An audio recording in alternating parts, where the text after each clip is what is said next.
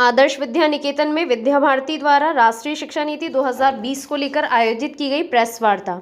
Aryabhata college, Ajmer का best college, A grade ranking by BTU Bikaner, best infrastructure of fashion and interior design, hitech computer lab, modern hotel management block, skill based learning, excellent sports facility, up to ₹30,000 covid special scholarship, free bus facility for girls, admissions open, BCA, BBA, fashion design, interior design and hotel management, now at new campus opposite Ryan school, Maharana Pratap Nagar, Kotra, Ajmer. Adarsh Vidya Niketan माध्यमिक विद्यालय में विद्या भारती चित्तौड़ प्रांत द्वारा राष्ट्रीय शिक्षा नीति 2020 को लेकर प्रेस वार्ता का आयोजन किया गया। प्रेस वार्ता की जानकारी देते हुए विद्या भारती के प्रांतीय मंत्री वीरेंद्र कुमार शर्मा ने बताया कि भारत में पहली शिक्षा नीति 1968 में और दूसरी शिक्षा नीति 1984 में लागू की गई थी। इसके बाद इस साल नई राष्ट्रीय शिक्षा नीति 2020 लागू की गई। पिछली शिक्षा नीतियों को यूरोसेंट्रिक कहा जाता था, इसलिए नई शिक्षा नीति 2020 में पुरातन ज्ञान के समावेश का प्रयास किया गया है। इस बार की शिक्षा नीति में भी पिछली शिक्षा नीतियों की तरह त्रिभाषा फॉर्मूला चलन में रहेगा।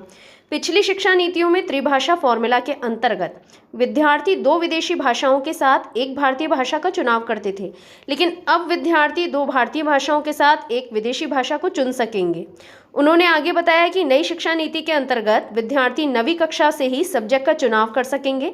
अब संकाय व्यवस्था को तोड़कर शिक्षा प्रणाली को मुक्त कर दिया गया है।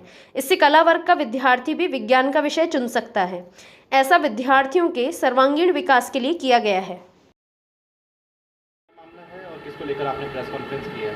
प्रेस कॉन्फ्रेंस राष्ट्रीय शिक्षा नीति 2020 को लेकर के है और आज बताने के लिए आप लोगों को आमंत्रित किया था। साधारणतः हम सबको ध्यान है कि पहले हमारी शिक्षा नीति, सबसे पहली शिक्षा नीति 1968 में आई और उसके बाद में दूसरी शिक्षा नीति 1984 में राजीव जी के समय में आई और 34 वर्ष बाद ये नई शिक्षा, एक प्रकार से नई राष्ट्रीय शिक्षा नीति जिसे हम NEP 2020 के नाम से जानते हैं, ये अभी और 2020 में और घोषित की गई है। पहले जो साधारणतः शिक्षा नीतियाँ थीं उनमें ऐसी बातें आती थी कि वो यूरोसेंट्रिक कहा जाता था, उनको वेस्टर्न सेंट्रिक कहा जाता था। ये कहा जाता था कि भारत में शिक्षा तो है लेकिन शिक्षा में भारत है क्या, ऐसी बातें आती थी। लेकिन ये जो शिक्षा नीति है, इस शिक्षा नीति में बड़े महत्वपूर्ण बदलाव करते हुए और इसके अंदर एक समावेशी दृष्टिकोण लाते हुए हमारे पुरातन ज्ञान को भी और उसके अंदर सम्मिलित करने का प्रयत्न किया गया है।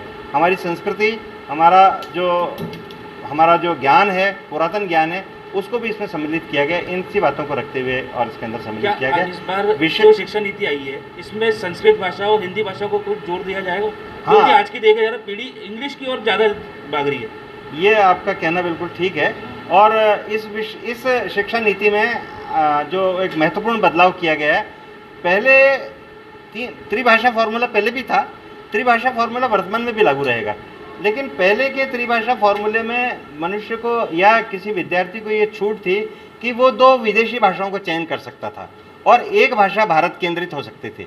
लेकिन अभी ये जो नई शिक्षा नीति ये जो लाई गई है, जिसे हम राष्ट्रीय शिक्षा नीति 2020 कह रहे हैं, इसमें त्रिभाषा फॉर्मूला ही लागू किया गया।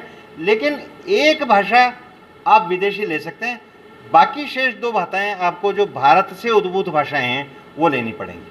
जैसे मान लो अगर आपने एक अंग्रेजी विषय ले लिया है तो आप एक अंग्रेजी भाषा ले लिए तो आपको दूसरी भाषा हिंदी ले सकते हैं, संस्कृत ले सकते हैं, तमिल ले सकते हैं और जो है कन्नड़ ले सकते हैं, कोई से भी भारतीय भाषा, 2 भाषाएं दूसरी आपको भारतीय लेनी पड़ेगी। क्या पुरानी नीति इस बार वापस लागू हुई है? जो पहले 9th में सब्जेक्ट लेते थे अब 11वीं में लेना पड़ रहा है, क्या वापस 9th में सब्जेक्ट ये बात आपकी ठीक है। जो अभी एक प्रकार से 9वीं, 10वीं, 11वीं, 12वीं जिसको सेकेंडरी एजुकेशन कहा गया है, उसमें 9th से आप सब्जेक्ट ले सकेंगे। लेकिन ये एक आपको मैं ध्यान में लाना चाहूँगा कि सब्जेक्ट को अब स्ट्रीम्स को तोड़ दिया गया है। पहले जैसे साइंस स्ट्रीम थी, कॉमर्स स्ट्रीम है, बायोलॉजी स्ट्रीम है, आर्ट्स स्ट्रीम है, ऐसे स्ट्रीम्स को तोड़ दिया गया है। अब आप चाहें तो आर्ट्स का व्यक्ति भी मैथ्स का सब्जेक्ट अपने साथ ऑप्शनल मैथ्स ले सकता है और दूसरा सब्जेक्ट भी ले सकता है। इसी प्रकार से साइंस में पढ़ने वाला विद्यार्थी भी चाहे तो वो दर्शन शास्त्र का एक विषय अपने साथ चुन सकता है। इसलिए इसको एक प्रकार से कुछ विषयों में न बांध करके बहु विषयक और जानकारी बच्चों को हो सके और अपनी इच्छा के अनुसार अपने मन के विषय चुन सकें, ये इसमें सुविधा दी गई। आपका परिचय? मैं वीरेंद्र कुमार शर्मा, मैं retired additional chief engineer PhD हूँ और इस विद्या भारती में प्रांत मंत्री के नाते काम दें।